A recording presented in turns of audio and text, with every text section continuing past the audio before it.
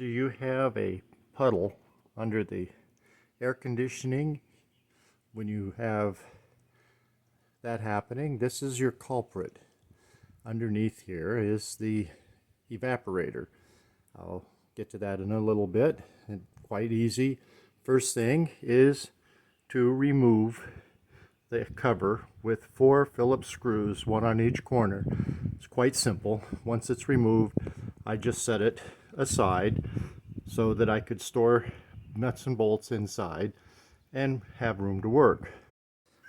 These are the tools that you will need: a stiff brush and a carpet knife, Phillips screwdriver, and a tool that'll also take the hose clamp size. And once you have that, then you simply remove the screws. You see they're already removed, and down here, and loosen the screws here, these two, but don't take them out. This just allows this to be free to slide out. Okay. Now once the cover is removed, carefully fold this insulated foil back out of the way. And as you can see, it gets tattered, so we'll deal with repairing that. And then you can see the front of the, here's the front of the evaporator.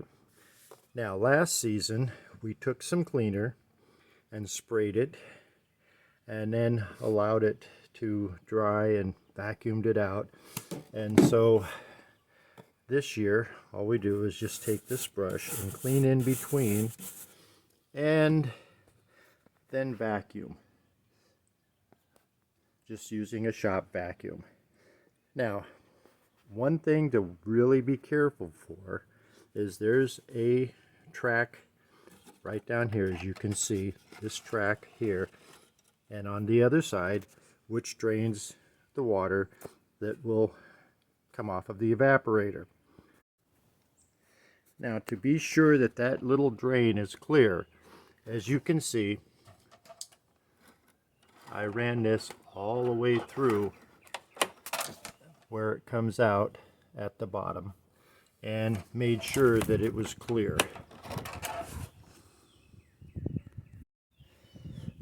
When you are sure that it's nice and clear, then be sure to remove that so that the water can drain.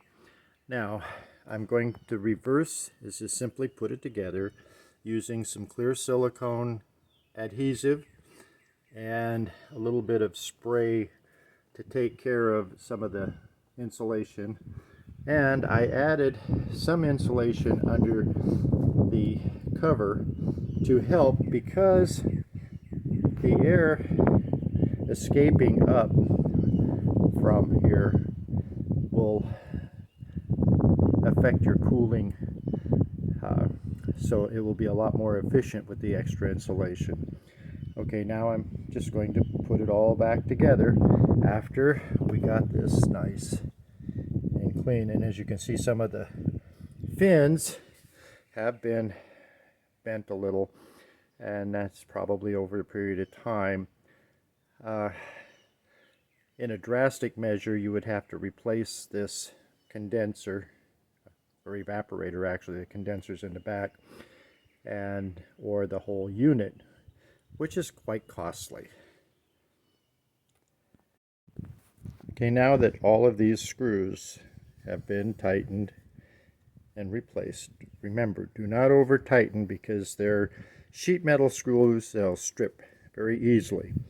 Now we need to put this foam back in place so that when we replace the cover, it'll seal, because this part back here, this part is your condenser, and the part under this cover is your evaporator, and between the two they will cool, hopefully with no more puddles.